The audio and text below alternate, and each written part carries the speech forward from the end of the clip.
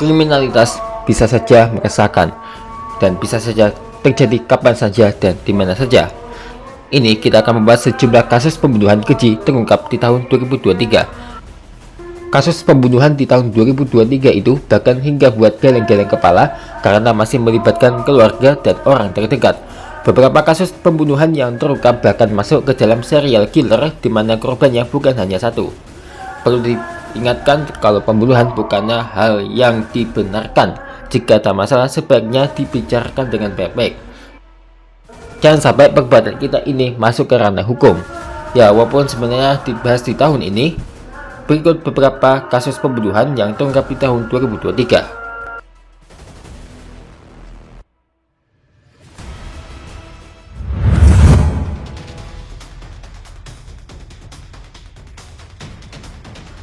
Setelah 2 tahun menjadi misteri, kasus pembunuhan ibu dan anak Tuti Suhardini dan Amalia Mustika Ratu di Subang baru terungkap di tahun 2023. Kasus itu terungkap setelah salah satu pelaku yang juga keponakan korban Tuti bernama Danu menyerahkan diri ke polisi. Danu mengaku terlibat dalam pembunuhan dan bertugas sebagai orang yang membersihkan tempat kejadian perkara. Sementara pelaku utamanya tak disangka-sangka yakni ayah dan suami dari kedua korban bernama Yosef. Yosef mengajak istri dan keduanya bernama Mimin dan dua tirinya Arigi dan Abi juga keponakannya Danu untuk membunuh Tuti dan Amalia. Motif pembunuhan tersebut ialah harta dan perebutan yayasan yang dikelola oleh keluarga di Subang tersebut.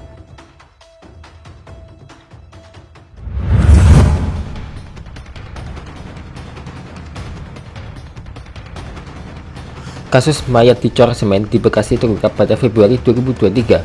Pengecoran jasad dua perempuan di Harapan Jaya, Bekasi Utara, Kota Bekasi, Jawa Barat diduga bermotif utang. Pelaku terjerat utang terhadap salah satu korban, sementara korban lainnya hanya menemani korban lainnya yang hendak menagih utang.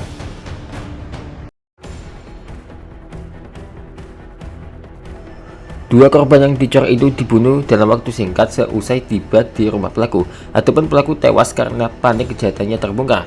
Setelah melancarkan aksinya, pelaku Permana Kusuma nekat mengakhiri hidup.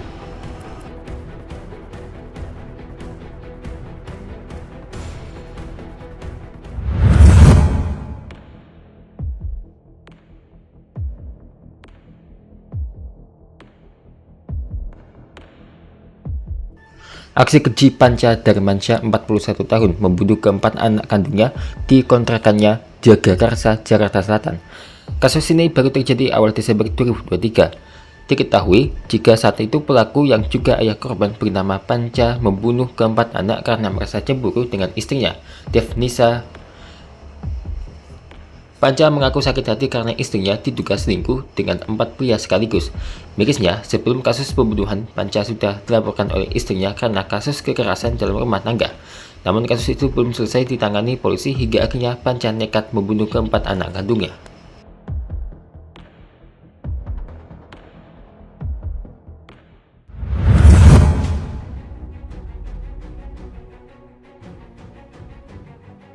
Kasus pembunuhan yang dilakukan Slamet Tohari, 45 tahun, orang yang mengaku sebagai dukun pengganda uang di Kabupaten Banjarnegara, Jawa Tengah mengejutkan banyak pihak. Jumlah korban yang diduga dibunuh oleh Slamet mencapai belasan orang. Jenazah para korban itu ditemukan terkubur di lahan perkebunan di Desa Balun, Kecamatan Wanayasa, Banjarnegara. Terungkapnya kasus ini berawal dari laporan hilangnya korban Marianto, 53 tahun, laki-laki asal Sukabumi, Jawa Barat. Korban sempat mengirim pesan kepada anaknya tentang keberadaannya di rumah Slamet Tohari. Menindaklanjuti informasi dalam pesan itu, polisi ditemukan jenazah korban yang dibunuh Slamet dengan cara diracun dan sudah dikubur di kebun. Dari situ ditemukan pula 11 korban lain yang sebelumnya dibunuh Slamet. Total ada 12 korban yang dibunuhnya. Motif pembunuhan ialah karena Slamet menipu para korban dengan mengaku bisa menggandakan uang. Takut kebohongannya terungkap, Slamet kemudian membunuh korban-korbannya menggunakan racun. Umumnya, para korban yang tewas ialah korban yang menagih janji Slamet perihal penggandaan uang.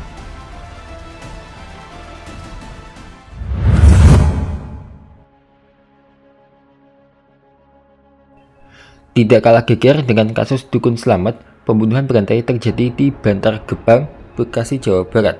Pembunuhan terungkap setelah satu keluarga ditemukan tewas di dalam rumah kontrakan karena keracunan pada Kamis 12 Januari 2023.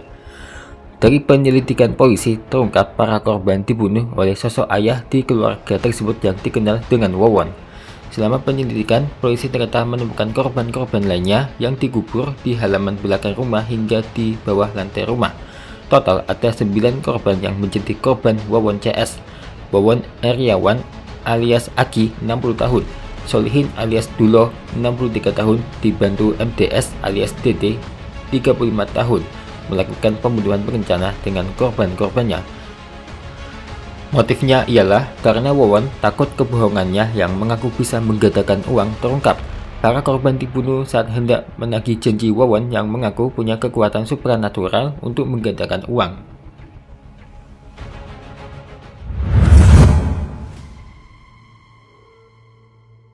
Kasus pembunuhan sadis juga terjadi di kota Depok. Rifki Aziz Ramadan, 23 tahun, terhadap ibunya Sri Widya Stuti, 43 tahun, di rumah mereka di Jalan Takong RT 03 RW 05 Sukamaju Baru, Tapos, Kota Depok pada Kamis 10 Agustus 2023. Kapolsek Cimanggis Kompol Arif Budi Harso mengungkapkan detik-detik aksi pembunuhan yang dilakukan Rifki terhadap ibunya. Berdasarkan keterangan tersangka Arif, alat yang digunakan untuk membunuh ibunya adalah pisau dapur dan golok. Kedua benda tajam tersebut menjadi barang bukti yang diamankan polisi dalam kasus pembantaian keluarga di Tapos Depok tersebut. Nampak pisau dapur berukuran sekitar 10 cm dengan gagang plastik berwarna kuning diperlihatkan di depan awak media. Menurut Kapolsek Cimanggis Kompol Arif Budi Harso, pisau dapur tersebut digunakan tersangka Rifki Aziz Ramadan untuk membunuh ibunya Sri Widya Stuti. Pembunuhan yang dilakukan Rifki terhadap ibunya Sri Widya Stuti dilakukan di ruang makan ketika sang ibu sedang duduk di meja makan. Kemudian oleh pelaku ditusuk menggunakan pisau. Dengan menggunakan pisau dapur tersebut, pelaku menikam korban pada bagian leher, dada, paha, organ vital lainnya. Pelaku pembunuhan sadis yang dilakukan Rifki Aziz Ramadan terhadap ibu kandungnya sendiri, Sri Widya Stuti, lantaran sakit hati. Rifki sakit hati karena sering dimarahi kedua orang tuanya dengan kata-kata yang tidak berkenan di hati hingga timbul rasa dendam. Kepada polisi, tersangka pun mengakui sudah sering dimarahi kedua orang tuanya sejak duduk di bangku sekolah dasar hingga dewasa. Hingga puncaknya keluar kata-kata yang membuat tersangka melakukan tindakan menusuk ibunya dan membacok bapaknya. Adapun kata-kata yang dilontarkan orang tua tersangka, yakni, "Lu tuh dari lahir sampai detik ini coba sebutin satu aja apa yang membuat orang tuamu bangga."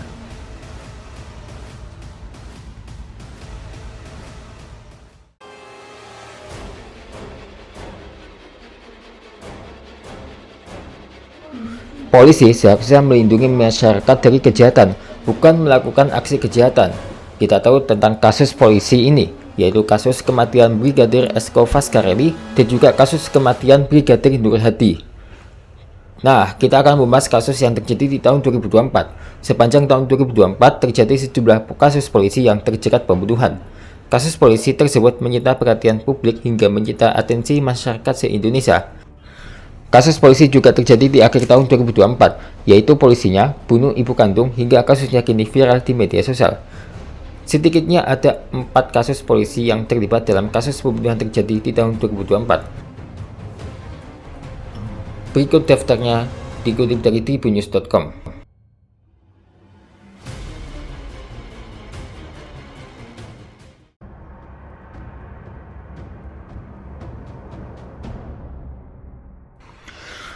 (8 Juni 2024), kasus Poluan membakar suami di Mojokerto, Jawa Timur menggegerkan publik. Dalam peristiwa tersebut, seorang poluan berinisial Bribtu FN, 28 tahun, menghabisi nyawa suaminya yang juga sesama polisi, yakni Bribtu RDW, 28 tahun. Korban dibakar setelah disiram bensin oleh Bribtu FN. Akibatnya, korban mengalami luka parah dan meninggal dalam perawatan di RSUD Kota Mojokerto 9 Juni 2024. Ya, nyawa korban akhirnya tak bisa tertolong. Sebelum peristiwa itu terjadi, Bribtu FN sempat cekcok dengan sang suami atau korban. Menurut keterangan Kapolres Mojokerto Kota AKBP Daniel S. Marunduri mengatakan kasus polisi bakar suami itu diduga bermula dari temuan Bribtu FN terkait gaji ke-13 korban yang berkurang. Selain itu, terkuak fakta penyebab pelaku atau Bribtu FN murka karena juga kebiasaan korban yang menghabiskan uang karena judi online.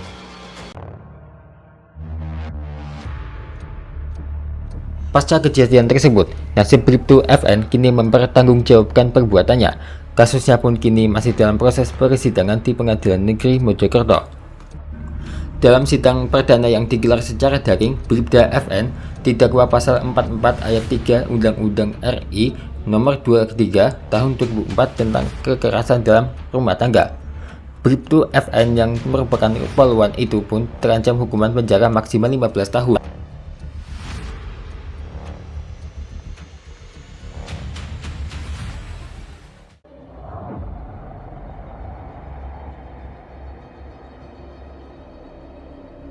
Lima bulan kemudian, tepatnya November 2024, juga terjadi kasus polisi tembak polisi. Seorang Kabag Ops Polres Solok Selatan bernama AKP Dadang Iskandar menembak mati Kasat Reskrim Polres Solok Selatan bernama AKP Ulil Rianto Ansyar. Kasus pembunuhan yang melibatkan dua polisi itu pun hingga kini masih menjadi perhatian masyarakat. Pasalnya, publik menyoroti motif AKP Dadang Iskandar menembak mati AKP Ulil Rianto diduga karena ketidaksukaan pelaku kepada korban. Tak hanya itu, motif lain di balik kasus tersebut sempat disorot karena disebut-sebut terkait kasus tambang ilegal. Akibat perbuatannya, AKP Dadang Iskandar diberhentikan tidak hormat oleh Polri setelah menjalani sidang etik yang digelar Divisi Prosesi dan Pengamanan Polri di Gedung TNCC Mabes Polri Jakarta. Selain dipecat dari Polri, ia juga menjalani proses pidana terkait pembunuhan yang dilakukannya kepada korban.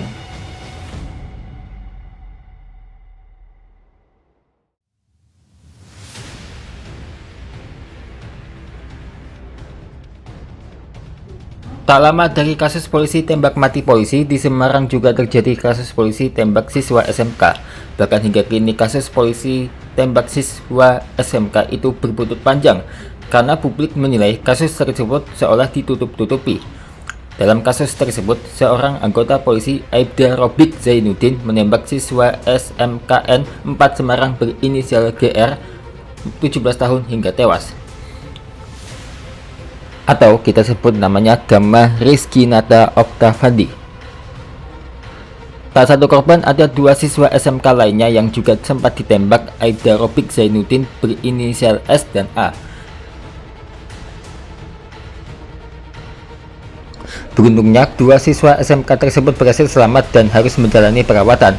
Kapolres Tabes Semarang Kombes Irwan Anwar sempat mengungkap kronologi insiden polisi menembak siswa SMK itu karena terlibat tawuran gangster. Namun keterangan polisi tersebut tak dipercayai pihak keluarga hingga teman-teman korban. Bahkan pihak sekolah dan seorang saksi di setempat membantah soal kejadian tawuran di TKP. Selain itu, sosok korban dikenal berprestasi membuat pihak sekolah dan teman sekolahnya tak percaya. Hingga kini kasus polisi tembak siswa SMK di Semarang ini pun masih ditangani kepolisian.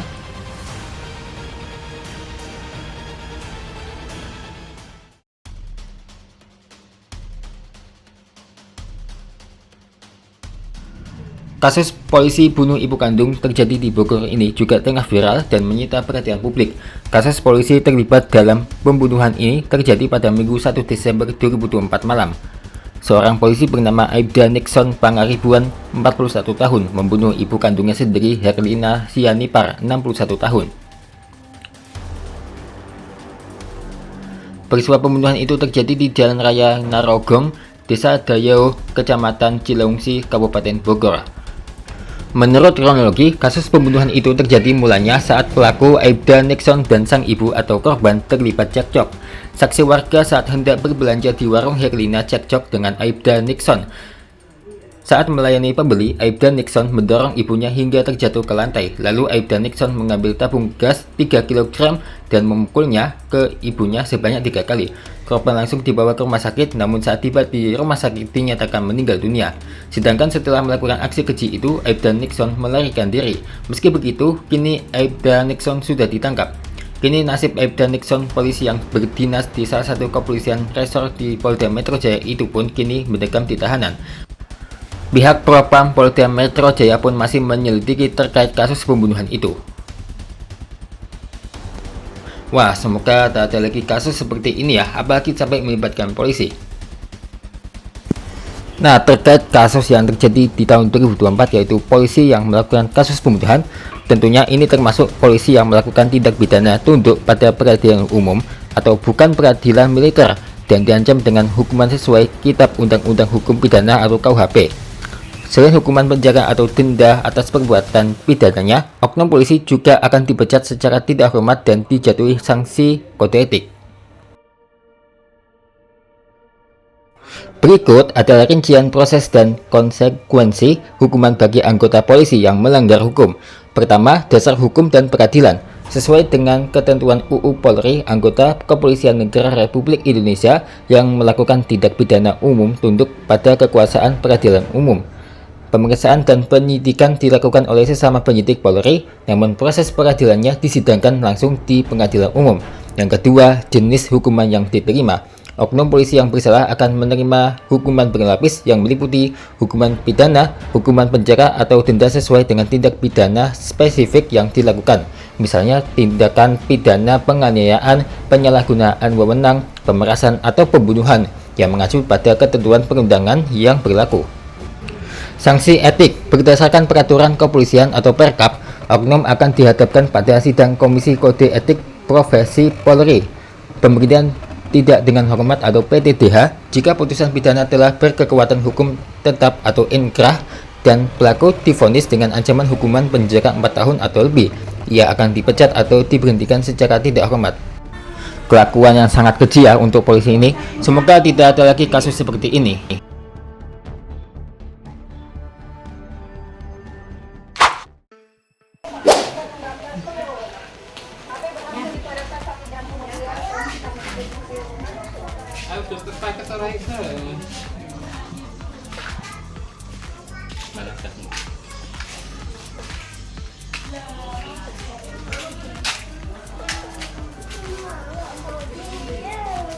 Apanya nggak mau diem? Kamu nggak mau diem? Hujan juga ya? Iya gitu. Ada kok iya begitu kan nggak apa? Hujan yang kan masih udah berarti.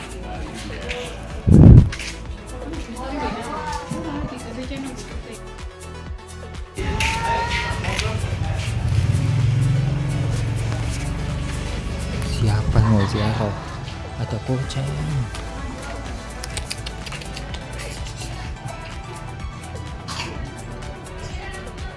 Desain.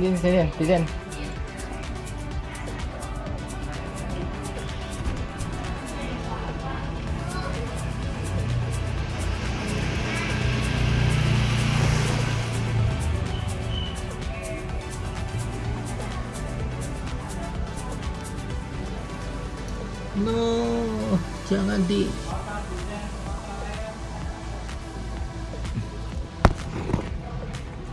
Ini HP aku kamu sebut-sebutnya mainan kucing. Jadi nih kita ini mau ziarah habis ini. Itu busnya ini algi.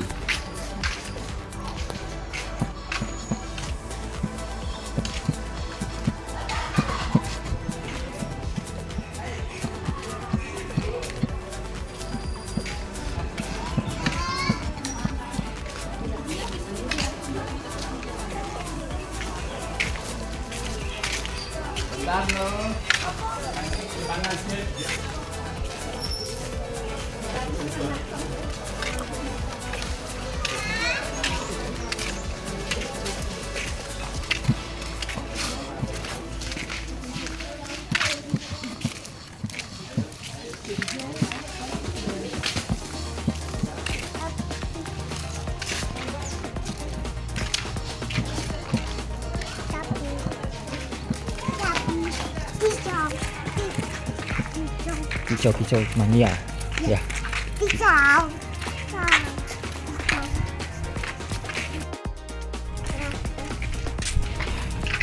Ada yang ketinggalan nggak ya? Jadi takut ya ada yang ketinggalan. Jajasan udah di bawah. Hah? Jajasan udah di bawah.